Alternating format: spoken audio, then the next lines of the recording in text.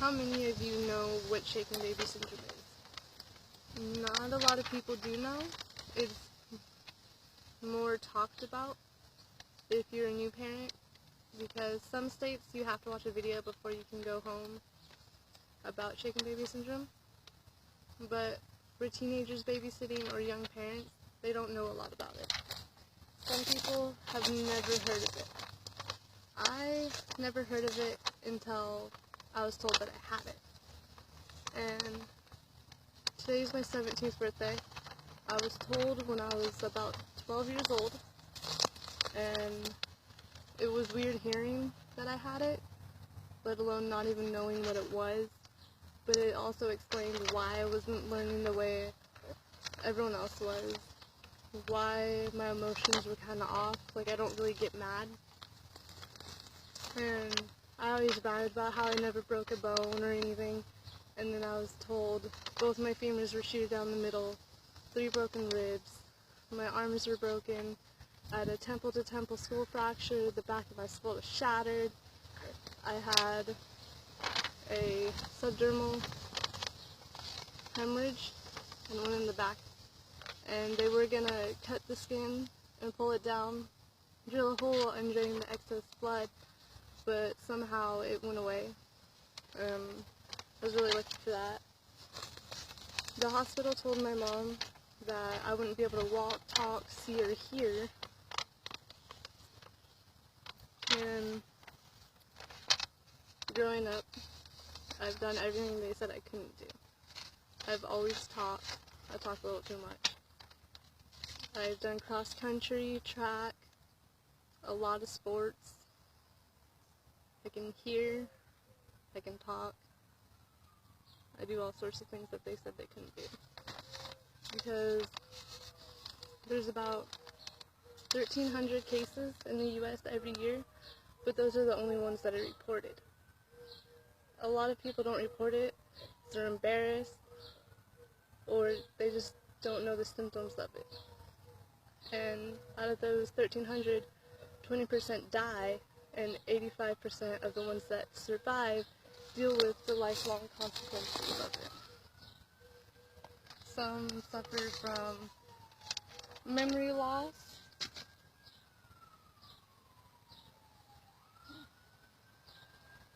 and I don't know if I can say this right, cerebral palsy, stiffness, seizures, a lot of things.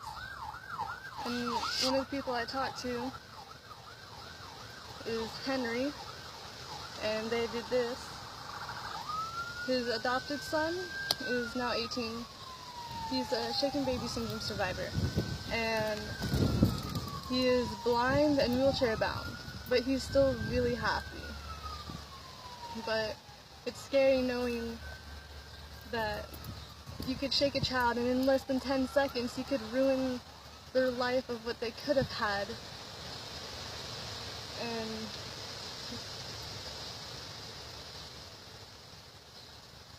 it only takes 10 seconds to take away a child's life. And many people don't even know what it is. There's a lot of different cases, and every case turns out different.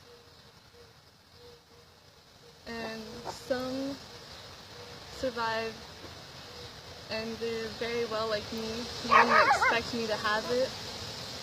But then there's some where they deal with the consequences. And even later, after they die, there's a few cases where they didn't happen like you'd expect it. The story that intrigued me to do this video was for Jess. Her son was a victim of shaken baby syndrome. In 2008, she went to go to the grocery store with her sister and left Cyrus, her little boy, with her sister's now ex-husband and her daughter. But when they arrived, he was unconscious, and she had to call 911 running up the stairs. He got life-flighted to Johns Hopkins, but he died 3 days later. He was 3 years old when it happened. He had a personality of his own. He was walking. He was doing everything a little boy could do. But then someone didn't have the patience for him,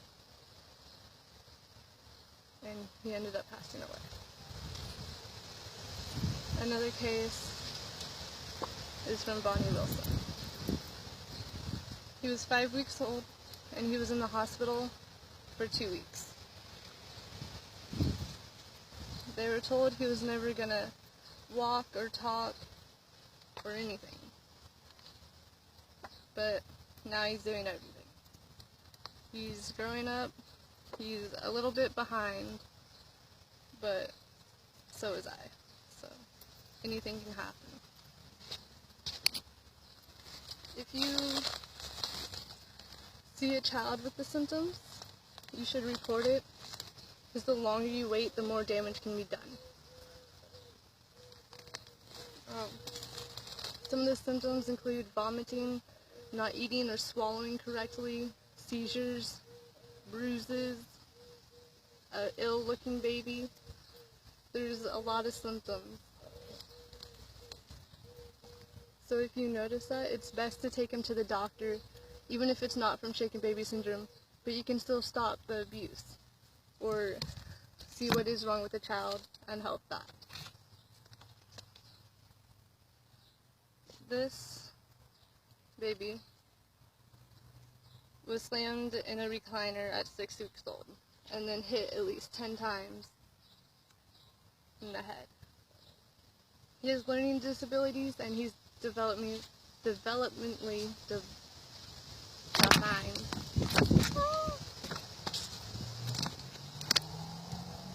And that's one of the consequences. But this one is a little bit different. He was shook at 3 days old and 5 days old. He's a year behind, but his abuser got no jail time. He's labeled as a child abuser, but that's all he got, which is just a little slap to the wrist.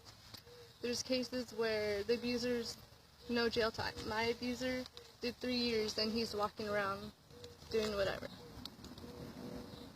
There was a story about a woman, and she was rocking her child after the abuse had happened, and they tried to put her in jail, saying it made it worse, making her believe that just rocking and nurturing her child would have a huge effect on it, and that she was helping the brain injury, when all she was doing was nurturing the child.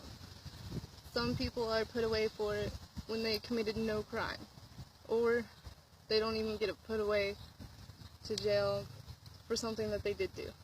There's not a whole lot of justice for shaken baby syndrome. It's also one of the harder things to diagnose, because they have to look at all aspects, and just going to court takes a while, and not many people know about it. I took child development my sophomore year, and when we got to child abuse, my teacher said, raise your hand if you know what shaken baby syndrome is. Of course, me and my friends rose their hand because I'm really open about it, and I told them.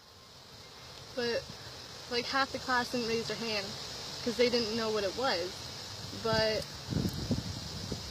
we have children our age babysitting, and there was a case where the babysitter had to watch the child, but ended up shaking it. And the mother had to come home to her child in the hospital because it was having seizures. And then finding out that her baby had shaken baby syndrome, and she couldn't do anything about it. She was helpless. It's scary because not a lot of people know about it. There's not a lot of awareness about it. I went to a hospital for a migraine, and there was a little picture of a baby that looked perfectly healthy and said, don't shake a baby. It doesn't show any of the symptoms. It doesn't show any of the lifelong injuries. It just shows a perfectly healthy baby saying, don't shake it.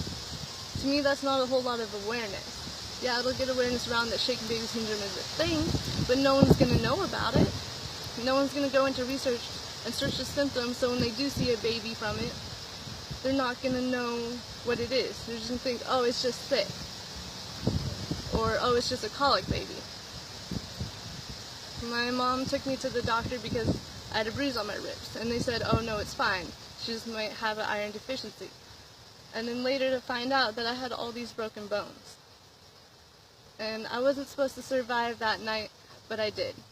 And then I wasn't supposed to survive the next night, and I did. And I kept going on that, well, if she makes it a week, then you'll be lucky. And they said I'd be a vegetable. And I started tracking my eyes with my eyes, and I wouldn't do it for the doctors, only my mom and my grandma. And when she tried to tell the doctors, they're like, oh no, that's just reaction. And of course, she's like, you don't know my child. She is tracking. She can see me. And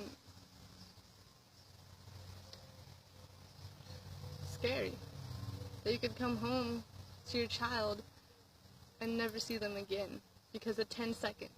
It only takes 10 seconds to do a life-changing thing when you could have prevented it. It's okay to put your baby in a crib and let them cry. They're not going to get hurt from crying. There's on-call babysitters. There's this one program, I don't remember where it was, but any hour of the day, it's 24/7. If you're having a bad day, a stressful day, and you can't handle the baby crying, you just call them and they will come to you and take care of your baby until you calm down. Because yes, everyone has those days where they can't handle it. But it's up to you to decide what you want to do.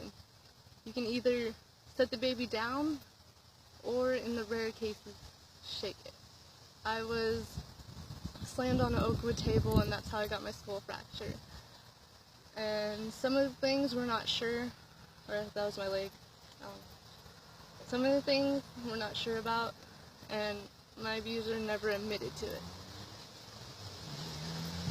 And that's like one of the biggest things that gets me, is not admitting to his mistake, but I'm dealing with the lifelong effects from it. I have short-term memory issues. I can't retain it very well, and it had a lot of issues with school because they were moving way too fast for me, but once I got it, and it stuck.